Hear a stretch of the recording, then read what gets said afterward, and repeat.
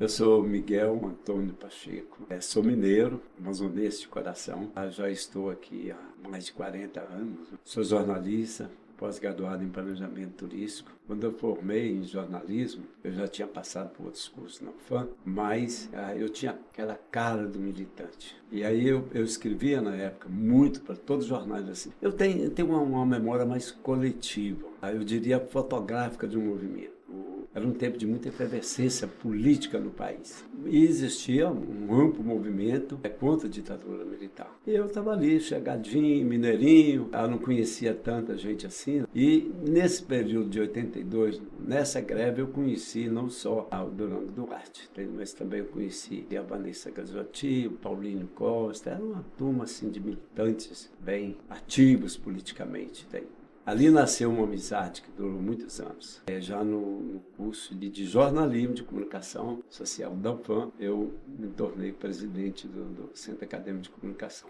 Aliás, tem uma história bonita nisso com o Duarte. Quando foi em 87, 88, o Duarte se elegeu conselheiro. Essa é uma parte importante, inclusive, na minha vida, na formação. Porque a outra economia não tinha muito a ver comigo. E aí, eu conversando com o Duarte, eu falei, você está no conselho, eu tenho uma reivindicação, que naquela época era possível a reopção. E como é da área de humanas, isso pode ser facilitado. Aí conversei com ele e foi ele que entrou com o projeto e eu acabei indo fazer comunicação social. Ele tem a ver, inclusive, com o que eu faço hoje na vida, que é ser um jornalista.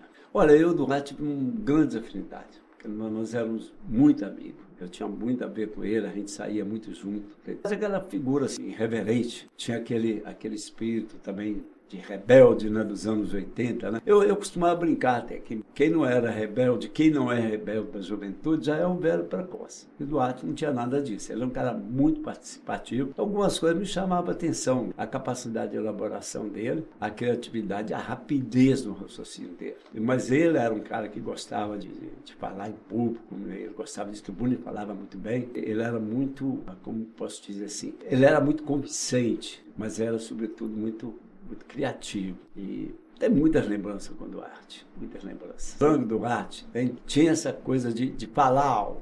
Eu identifiquei isso nele e também no Omar Aziz. Era curioso, o Omar também falava muito alto. Né? E ele era assim. A gente passava em salas de aula para chamar para manifestações, para greve de bandejão, para chamar para o festival universitário. A gente caminhou muitos anos junto com os festivais universitários. E ele falava tão alto, tão bom, e ele tinha uma entonação de voz tão boa, e tem até hoje, que ele se tornou apresentador dos festivais. Então, todo grande evento, nós lá estava o Durão Duarte, que fazia isso muito bem. Duarte era um pouco de tudo isso. Ele era aquele vamos dizer assim, tinha essa cara do movimento dos anos 80. E essa relação de respeito, de carinho, de toda uma história. Né? Tem uma linda história.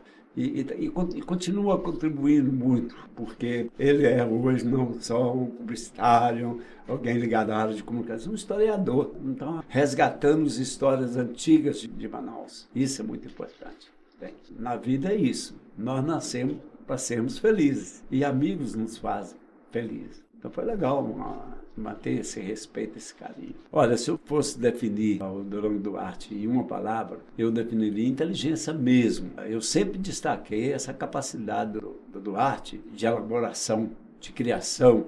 Isso tem muito a ver com a inteligência, a rapidez de raciocínio.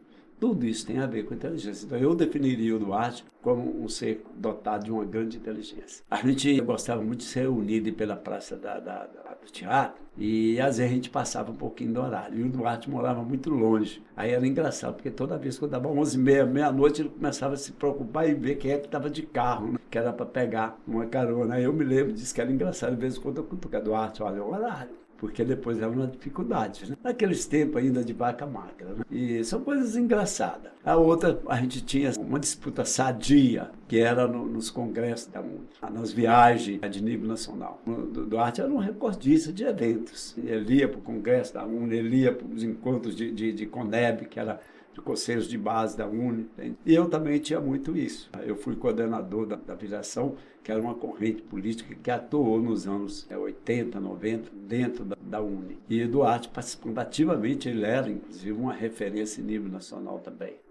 Aí as lembranças que eu tenho são essas lembranças de movimento estudantil, da luta pelo bandejão, da luta pela minha passagem, e ele sempre presente em todas elas. E se lá atrás nós contribuímos para que essa cidade se democratizasse, fosse uma cidade melhor, hoje ele contribui para resgatar memórias de Manaus. Isso é uma forma de agradecer tudo aquilo que Manaus significou na vida dele. Generosidade mesmo. O Duarte é isso, é uma pessoa bem generosa. E gostava daquela vida boêmia, mas nunca foi boêmio. Eu vi alguns vídeos aí, não era bem um boêmio, mas ele gostava daquela vida, conversador.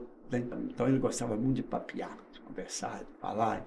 Então era natural. Nas rodadas de bares, né, isso acontecia muito. Naquela época os movimentos tinham muito a ver com isso. Né? Você tramava, vamos dizer assim, revoluções nos bares. Né? Era ali que as coisas se davam.